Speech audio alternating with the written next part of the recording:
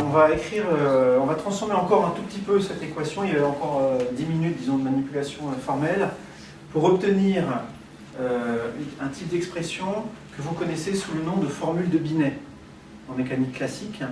Donc on va voir l'équivalent de ces formules de Binet en relativité, et c'est vraiment ces formules qui vont nous permettre simplement d'écrire comment est-ce que le rayon dépend de l'angle, d'avoir vraiment la trajectoire dans l'espace. Une fois qu'on aura écrit les formules de Binet, après ça va être extrêmement simple de calculer par exemple la déviation gravitationnelle de la lumière dans la métrique de Schwarzschild. Donc pour ça, on va partir de l'expression qui est ici. Je vais enlever un peu mes feux d'artifice de couleur là, pof pof. Pof, pof. Et alors, ce qu'on cherche, donc le but du jeu, c'est de trouver dr sur dφ. Alors, plus précisément, c'est de trouver r en fonction de phi. C'est ça qu'on veut, r en fonction de phi. Sachant qu'on a ici une expression qui nous relie r à sigma, une équation différentielle. On a ici une équation qui nous relie phi à sigma. Donc probablement qu'en mettant ces deux trucs-là ensemble, on va réussir à avoir r en fonction de phi.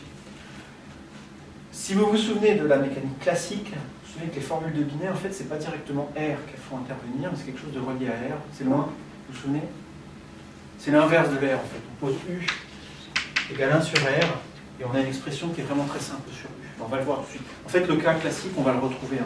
Il va être une partie de ce qu'on va écrire ici. Et alors, pour faire ça, je vais commencer par écrire R point, sous une forme un petit peu différente. Donc, R point, c'est dr sur d sigma.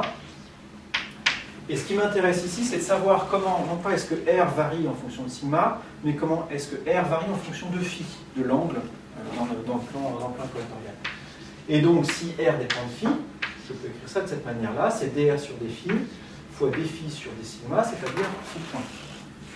Donc, voilà, là j'ai juste mis une variation, j'ai explicité la variation de R en phi, sachant que phi lui-même dépend de sigma.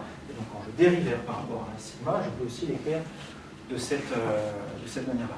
Et comme dans cette expression-là, le phi point, je peux l'écrire avec l'expression qui est ici, c'est h sur r carré. Voilà.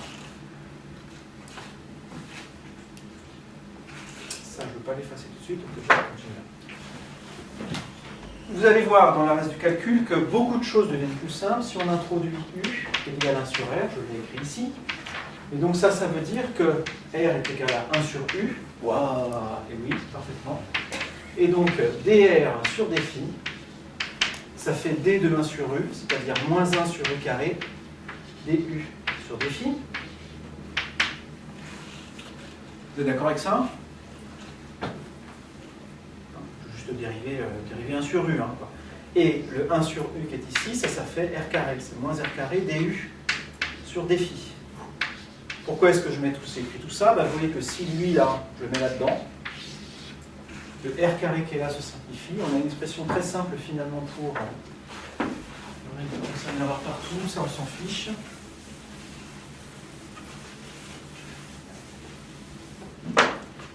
On arrive du coup à R point qui est égal à, donc je remplace le dr sur dφ par ça, moins du sur dφ fois h. Et le R carré, c'est simplifié avec lui. Et c'est H... Non, c'est H. Voilà. Donc voilà comment s'écrit R point. Vous voyez qu'on a une expression ici de R point juste en fonction de la dérivée de U par rapport à phi. Je vais remplacer cette expression-là dans l'équation qu'on avait obtenue tout à l'heure. Et je vais remplacer partout les R par des 1 sur U. Et on va voir ce que ça donne. Là, c'est parti. Donc, ça donne H carré du sur dφ carré plus H2 fois U2 moins H2A 3 est égal à K2C2 plus 0 si c'est sans masse, ici il y a une masse, ça fait moins C2 plus 2GM U.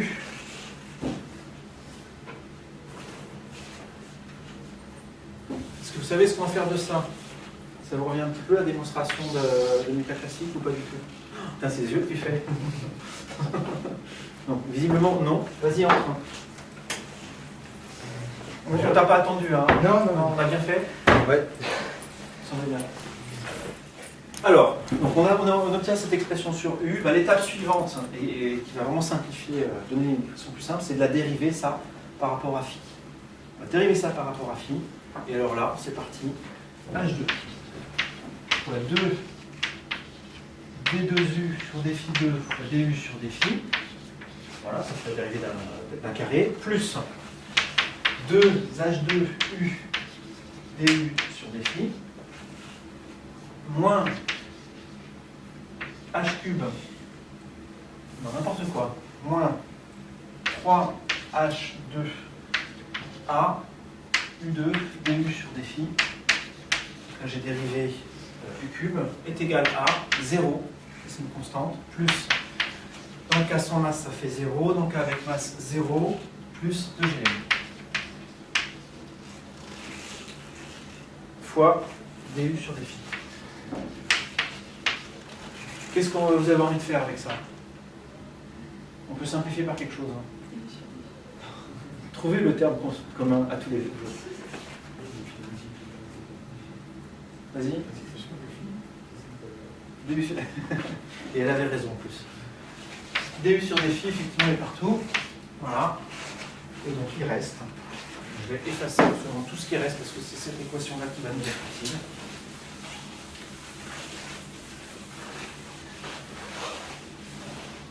Et je vais tout diviser par 2h carré aussi. Ça donne d2u sur dφ2 plus u est égal à, lui je vais le passer de l'autre côté là-bas, 3 demi de a u2 plus 2gm, et j'ai dit que je divisais tout par 2h carré.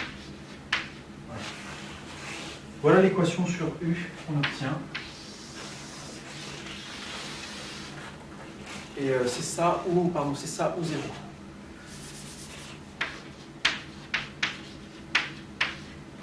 Si c'est sans masse, c'est 0, et s'il y a une masse, on obtient ça. Voilà. Donc voilà, ça c'est l'équation différentielle qui nous relie U, donc l'inverse de R, à phi. Même remarque que tout à l'heure, si on ne fait pas de la relativité générale, on peut retrouver ici quelque chose qui ressemble à ce que vous avez vu en mécanique classique.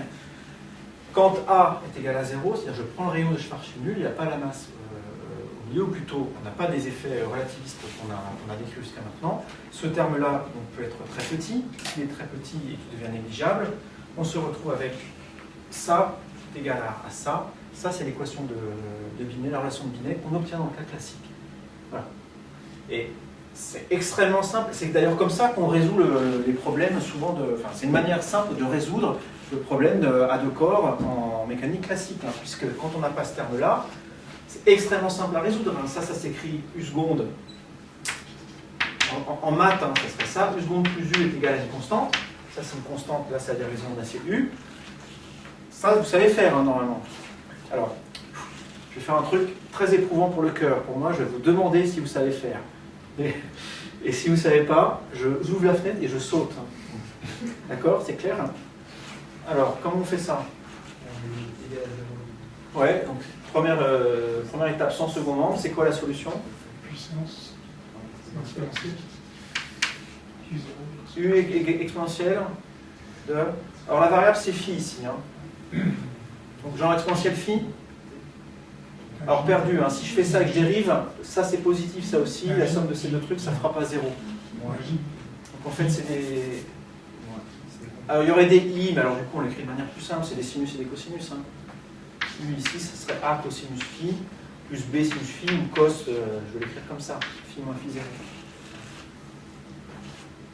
0. Et alors je vais préférer mettre ici moi un sinus. Vous allez voir pourquoi après c'est un peu plus simple. Donc ça c'est la solution sans second membre. Et maintenant si je mets une constante ici, allez, je l'appelle grand K. Non, je vais l'appeler comme ça, Gm sur H2. C'est quoi la solution particulière du coup? Je vais ajouter à ça. Qu'est-ce que vous proposez comme solution particulière? U égale quelque chose qui satisfait à cette équation-là.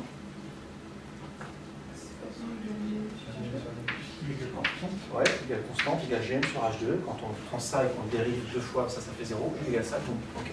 Donc la solution c'est ça. Ça c'est 1 sur R, et donc ça vous dit que R c'est l'inverse de ça.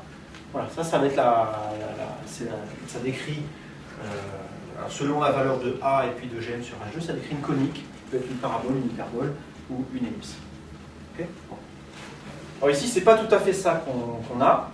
On a un terme en U carré qui est ici, qui rend l'équation quand même beaucoup plus compliquée. Hein. Du coup, c'est pas une équation linéaire, elle est du second ordre, mais elle n'est pas linéaire du tout.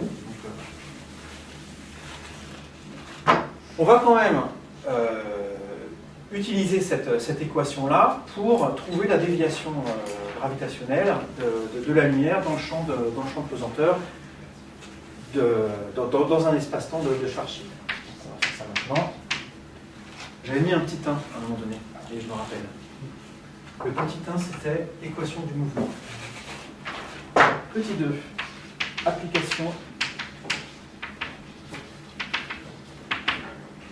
à la déviation gravitationnelle de la lumière.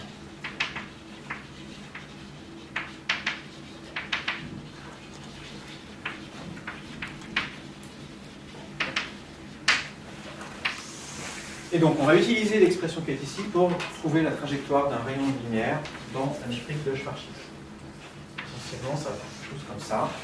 On a de la lumière qui arrive d'ici, qui passe à proximité du Soleil, et qui est déviée et qui va vers la droite.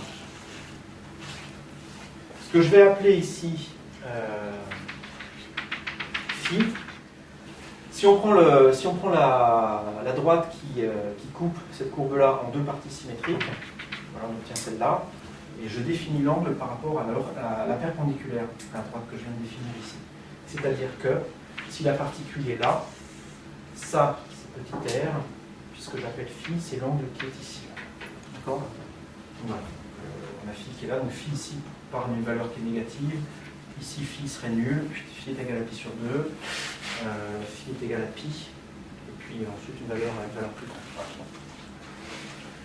L'équation qui est au-dessus, là, si on est assez malin, ou si on a un ordi, hein, simplement, on peut la résoudre.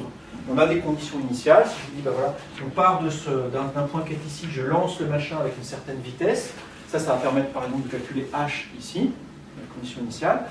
Ben voilà, j'ai une équation différentielle, il y a des méthodes puissantes pour résoudre ça de manière numérique, hein, ça se fait très facilement, et donc on peut comme ça trouver U en fonction de phi, et donc R en fonction de phi.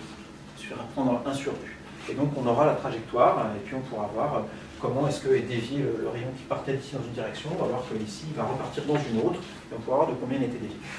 Cependant, dans la plupart des cas, et en particulier quand on s'intéresse à ce qui se passe quand un rayon passe près du Soleil, la déviation ici, elle est extrêmement faible. En fait, on va voir que c'est de la seconde d'arc. Parce que c'est appelé la seconde d'arc, mais c'est vraiment petit. Seconde d'arc, c'est une pièce de 1 euro à 5 km. Voilà. Donc c'est vraiment très petit comme déviation. On va jouer sur ça, on va utiliser ça pour résoudre l'équation qui est ici de manière perturbative.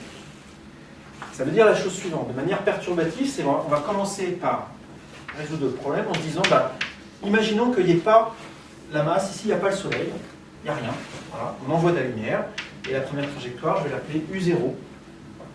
Ça c'est simple, ça va être une droite. Hein. Il n'y a pas de portillé, il n'y a pas de soleil, tout le truc est loin. Et je vais ici noter U1,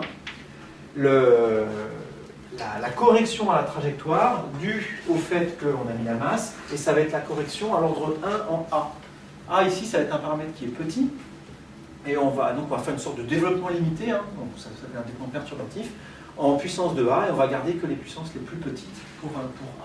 On va faire ça en 2 étapes. Et alors le calcul qui est ici, là, la méthode perturbative, je pense qu'elle est vraiment importante et intéressante à connaître. C'est quelque chose qu'on fait vraiment très souvent en physique finalement. Donc je vais essayer de le faire de manière propre. Et c'est le gars qui ne veut pas vendre son champ, c'est qu'il passe avec l'autoroute et du coup tu fais un découp. Donc l'idée c'est la suivante. Donc on écrit U de cette manière-là, et on va supposer que U1 est très petit devant U0. Faire des perturbations, ça veut vraiment dire ça. On écrit un terme principal, puis un autre qui est petit devant le premier, et éventuellement d'ailleurs un deuxième qui est petit devant le précédent, etc. Chacun des termes est très petit devant l'autre. Et je vais mettre cette expression-là là-dedans. Donc je veux que U soit solution à la fin de l'équation qui est là.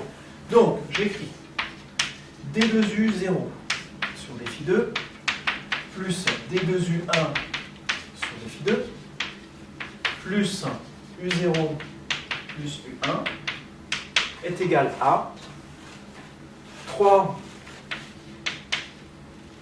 demi A. Là, je vais laisser U pour l'instant, parce que je n'ai pas la place. C'est la somme de U0 et de U1. Et puis, on est dans le cas ici, à partir de maintenant, où c'est de la lumière qui se propage. Donc, on est dans le cas où c'est 0 ici. Donc, voilà l'équation qu'on veut résoudre. Et le paramètre ici qui est petit, qui nous indique la petitesse des objets, c'est A. Donc ça, lui, comme on a un A qui est ici, ça c'est très petit devant le U0 qui est ici. Donc ça c'est petit, on l'enlève. U1, j'ai dit qu'il était petit devant U0. U1 est petit devant U0, donc ça c'est petit devant ça. Et donc à l'ordre le plus bas, si on va à l'ordre le plus bas en A, c'est-à-dire dans les effets gravitationnels, c'est le cas où A est égal à 0, ce que je dis tout à l'heure, c'est le cas où finalement il n'y a pas la masse au centre, et on se retrouve avec une équation différentielle qui est vraiment extrêmement simple. Elle fait intervenir que U0, et elle s'écrit comme ça. Pouf, voilà. D de U0 sur défi 2 plus U0 est égal à 0. Ça, on l'a résolu tout à l'heure, ça s'écrit, la solution. Je vais maintenant bien indiquer que ça dépend de phi. C'est égal à grand A, sinus de phi moins phi 0. Où phi 0 est une constante d'intégration et A aussi. Et voilà, je prends n'importe quoi pour A et pour phi 0 et ça va être solution de l'équation. Est-ce que vous pouvez vous convaincre facilement que ça, effectivement, ça décrit une droite? Ça, c'est 1 sur R, finalement. 1 sur R, alors je vais mettre à l'ordre 0 comme ça, est égal à A sinus de phi moins phi 0. Est-ce que vous voyez que c'est une droite? Non. Okay. Alors je vais mettre des couleurs sur le schéma qui est ici. Je vais pour l'instant l'effacer et puis je le remettrai après. Et je vais mettre en jaune ici ce qu'on obtient dans le cas où effectivement il n'y a pas la masse. Ce que j'ai appelé phi, je vous rappelle que c'est ça. Et ce que j'ai appelé R, c'est ça. Vous voyez, là, c'est tout petit. R, c'est la distance. Que vaut R fois sinus phi? Vous voyez qu'ici, si je fais passer ça de ce côté-là, on a 1 sur A est égal à R sinus de phi moins phi 0. Alors, je vais tout de suite me débarrasser du phi 0. Je vais prendre l'angle ici, la constante phi 0, de manière à ce que ça va à 0 quand l'objet est à l'infini. D'accord? Donc phi égale phi 0, c'est vraiment... Enfin, phi égale 0, c'est vraiment l'objet qui est loin là-bas, et donc dans la direction de l'axe pointillé ici. Ici, le phi 0, il est égal à 0 avec le choix de phi que je viens de faire ici. Que vaut R sinus phi graphiquement sur le dessin qui est ici? C'est la distance qui est là. Ici, vous avez un triangle rectangle.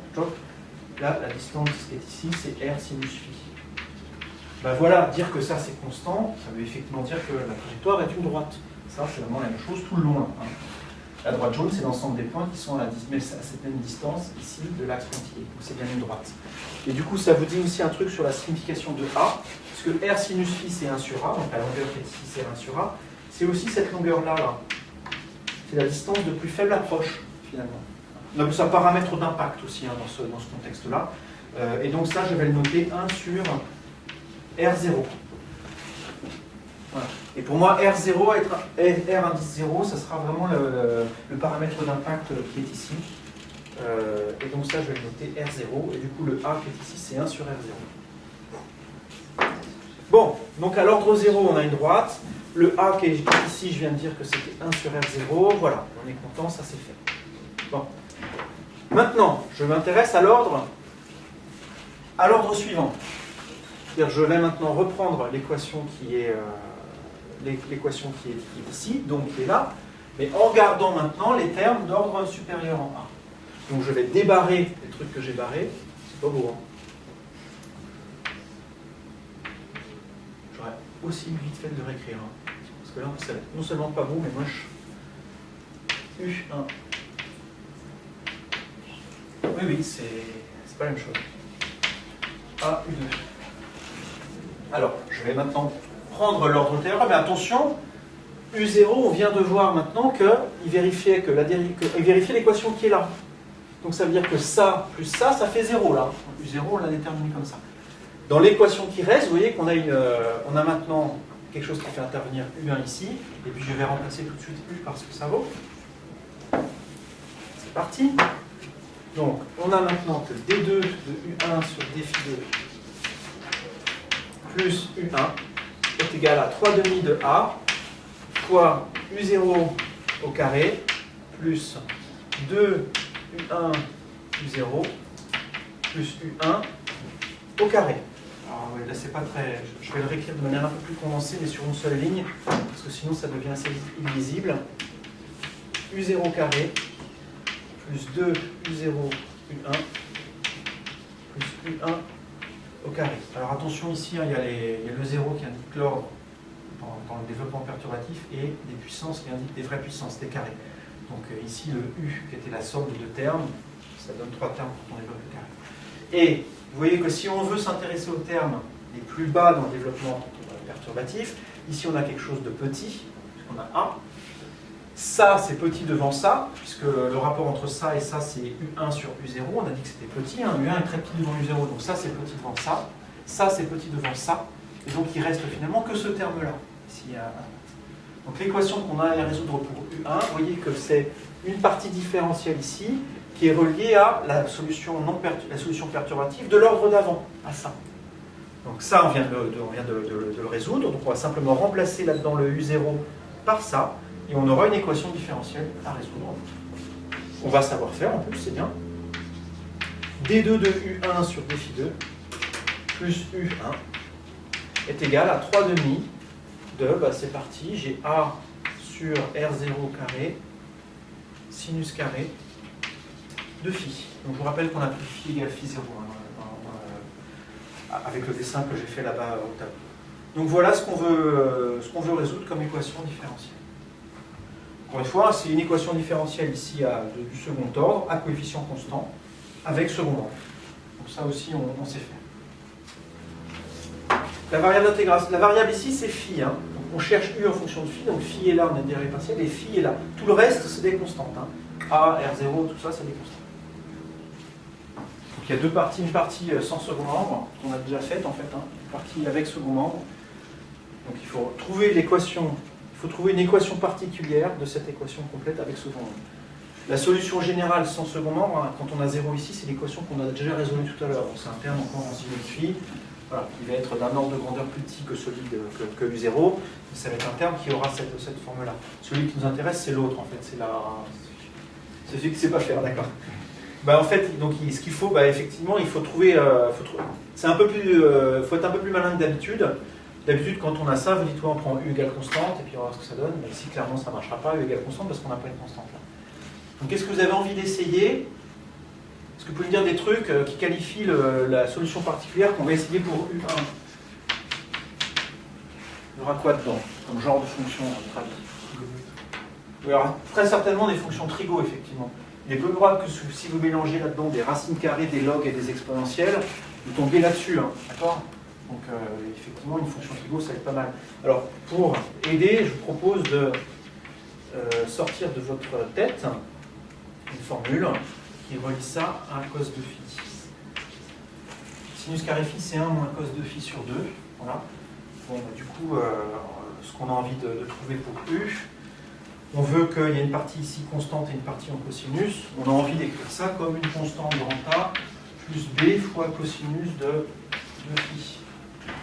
Si vous essayez une fonction de ce type-là, vous mettez ça là-dedans, vous allez obtenir une fonction effectivement qui est ce type-là. La question c'est qu'est-ce qu'il faut prendre pour grand A et pour grand B pour que ça soit effectivement une solution exactement ça. Allez-y, remplacez, trouvez A et B pour que ça marche ici, là, vraiment pour être en second.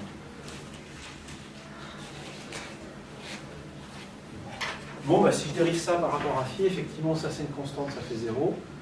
Je dérive une fois ça, ça fait 2 fois moins 2b fois le sinus. Je redérive, ça fait moins 4 b fois le cosinus de phi. Et donc quand je fais la somme des deux, je me retrouve avec a, et puis j'ai moins 3b cosinus de phi.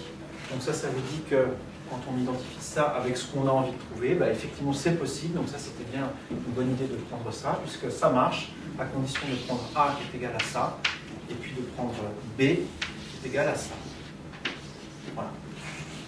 Donc effectivement, on a la solution du coup, on a la solution pour U1.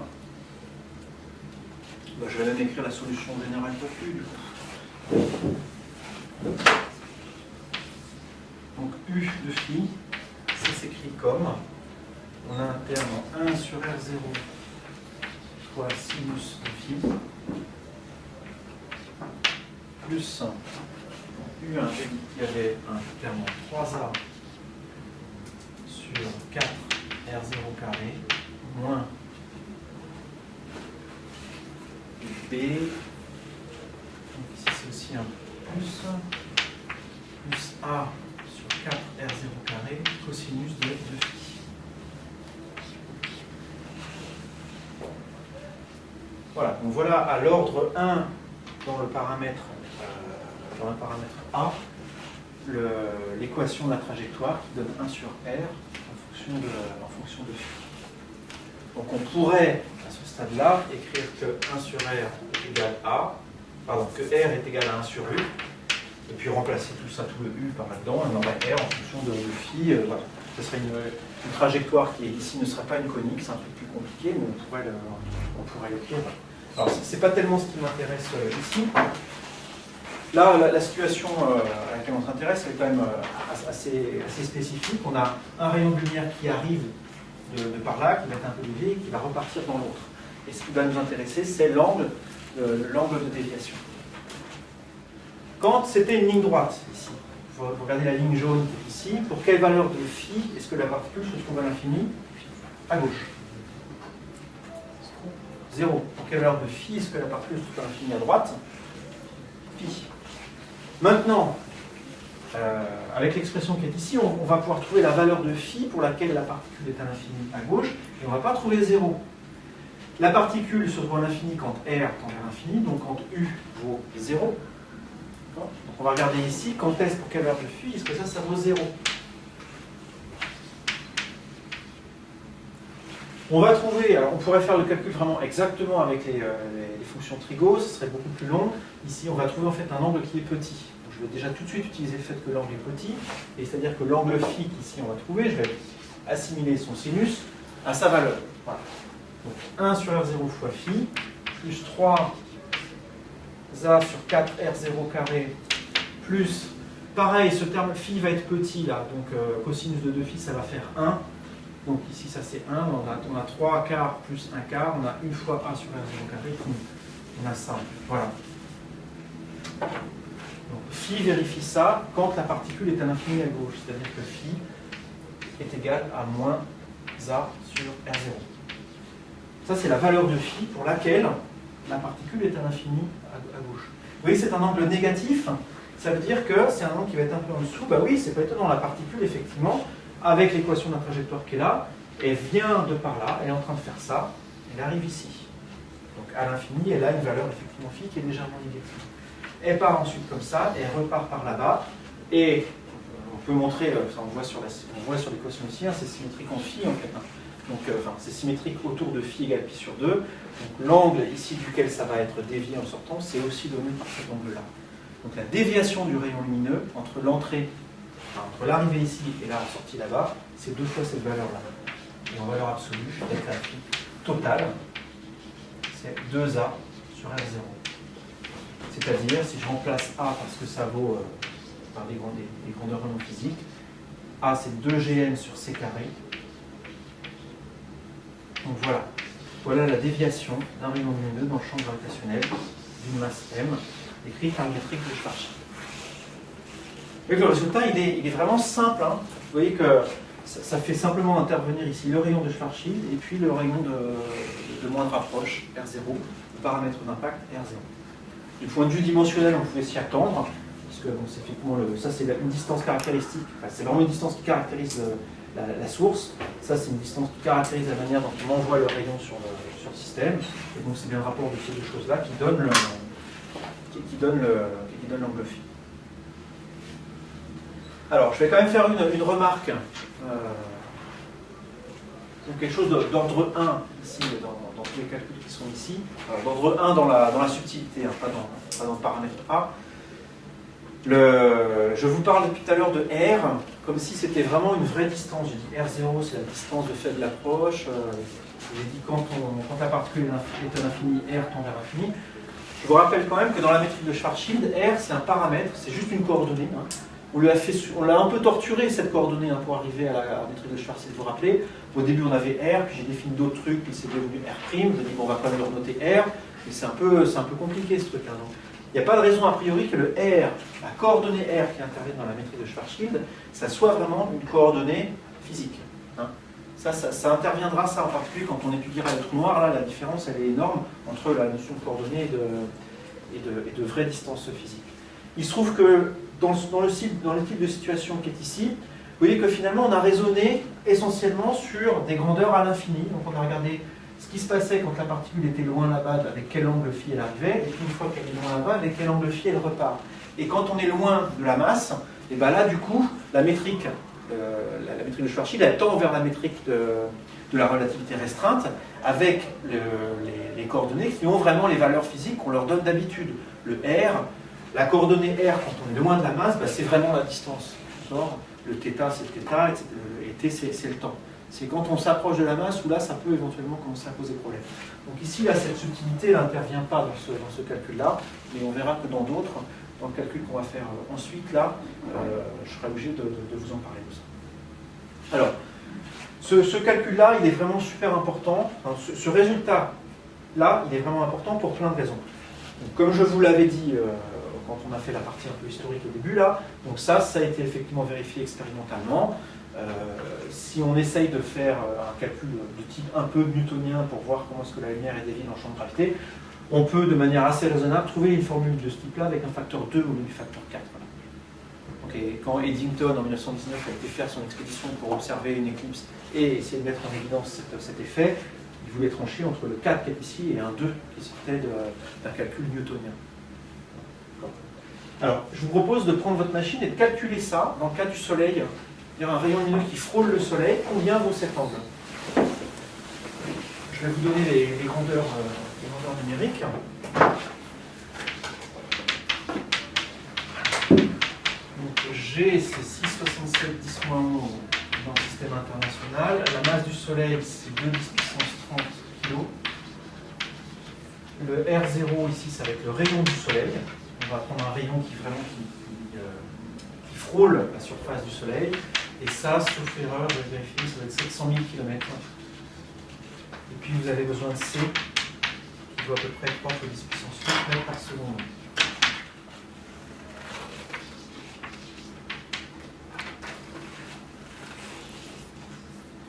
Ça fait combien?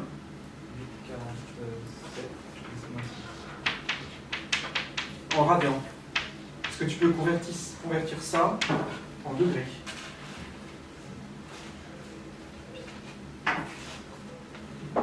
Alors, les degrés, en fait, je m'en fous un petit peu, c'est qu'après, une fois qu'on a les degrés, on peut avoir les minutes et les secondes d'arc. Ça, vous maîtrisez les minutes et les secondes d'arc? Non, pareil.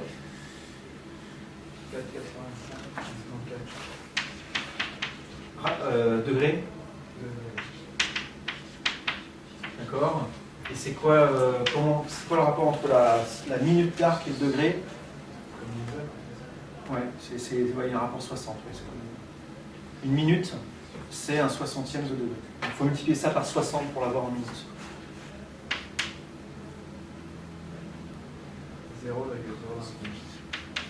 29. D'accord. Et les secondes d'arc, c'est des 60e de minute d'arc. Donc il faut multiplier ça encore par 60 pour avoir des secondes d'arc. 1,64. Okay. Effectivement. Alors, je vais prendre carrément la notation, vraiment, les minutes on les note comme ça et les secondes on les note comme ça. Alors, évidemment, ça ne vous parle peut-être pas les minutes et les secondes, mais quand on a un peu l'habitude, ça parle un petit peu mieux que ça ou que ça. Typiquement, une minute d'arc, c'est un cheveu à bout de bras. On a un cheveu, vous mettez à bout de bras, l'écart angulaire entre les dents. Alors, si tu n'as pas les cheveux longs, tu n'as même pas besoin de les arracher, en fait. Donc tu mets à bout de bras et ça fait 1 minute d'arc. Et ça correspond aussi, astronomiquement, c'est la taille de Jupiter dans le ciel. Voilà. Si vous voyez Jupiter dans le ciel, vous pouvez le cacher avec un cheveu à bout de bras. Donc, et c'est petit à l'œil nu, hein, vous ne voyez pas ça. Le pouvoir de résolution de l'œil, c'est à peu près ça, c'est à peu près la minute d'arc. 2 minutes d'arc, quelque chose comme ça. Donc, voilà. Et là, on est en train de parler de seconde d'arc, donc quelque chose qui est 60 fois plus petit. Une seconde d'arc, c'est la taille des satellites, des gros satellites de Jupiter dans le ciel. C'est quelque chose qui est petit. Hein, c'est petit. Donc, imaginez maintenant l'expérience d'Eddington. Hein.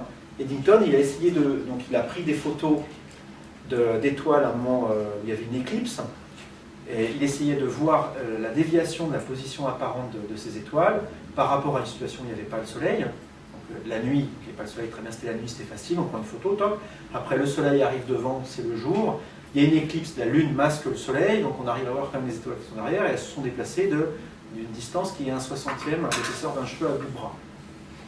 C'est ça l'expérience d'Eddington. Donc l'effet est petit. C'est pas du tout facile à mettre en évidence à priori comme ça, en particulier avec des sources optiques qu'on voit parce qu'on est gêné par le soleil. Donc c'est ça, la difficulté principale de voir cet effet-là, c'est que le seul corps qu'on a autour de nous, qui est assez gros pour donner un effet important, c'est le soleil, et le soleil est très lumineux. Donc dès qu'il est devant une étoile, il la masque, d'accord ? Tu comprends bien l'aspect lumineux, ouais, on va baisser le store.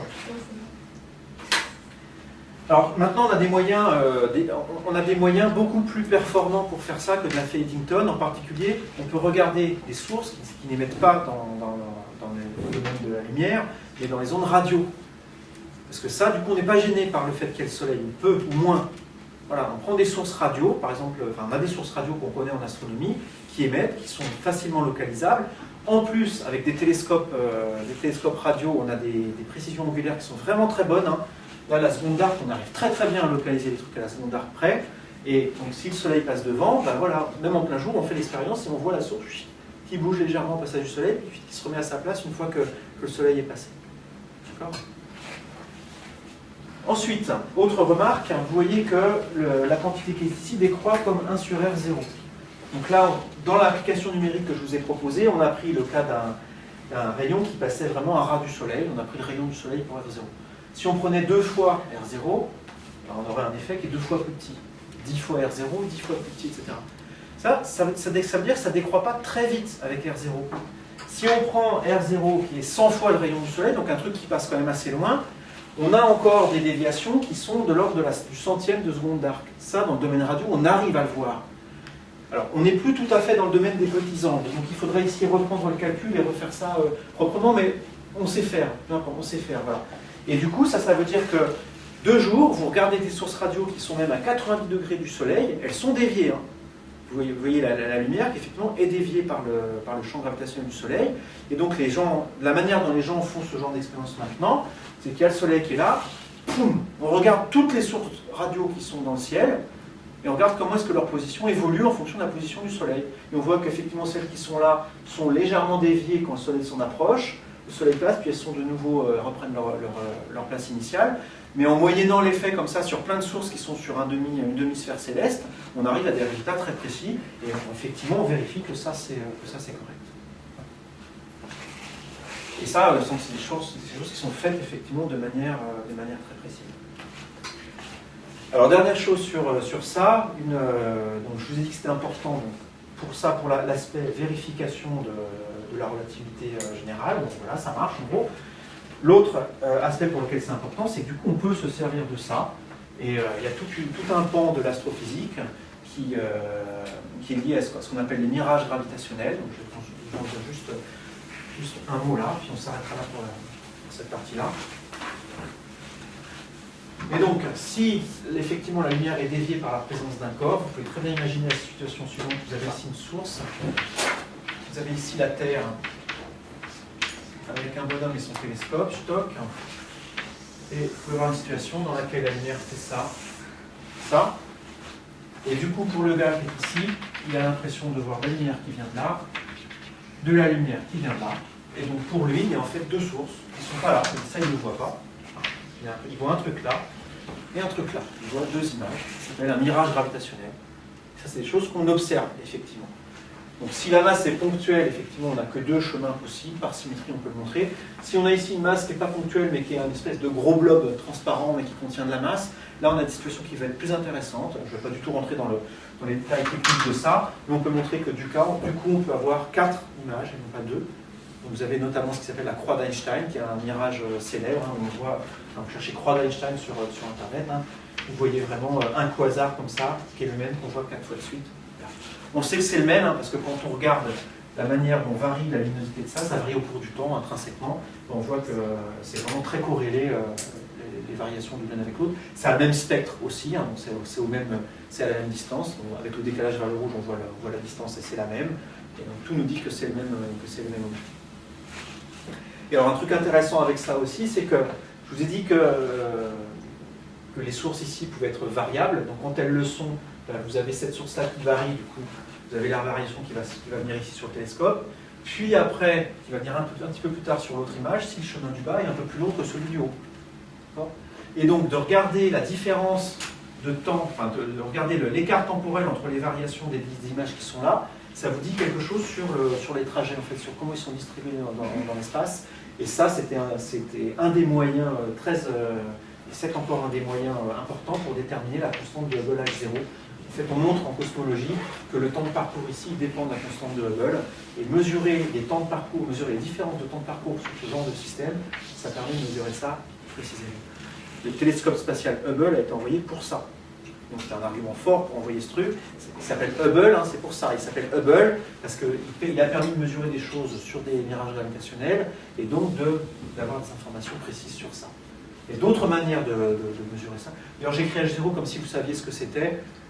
C'est peut-être pas le cas, je vais peut-être juste en dire deux mots. H0, c'est ce qu'on appelle la constante de Hubble. C'est la constante qui vous relie la vitesse de récession des objets autour de nous à la distance qui nous sépare d'eux. Les objets, on a l'impression que les objets s'éloignent à une vitesse V, donnée par V égale H0R.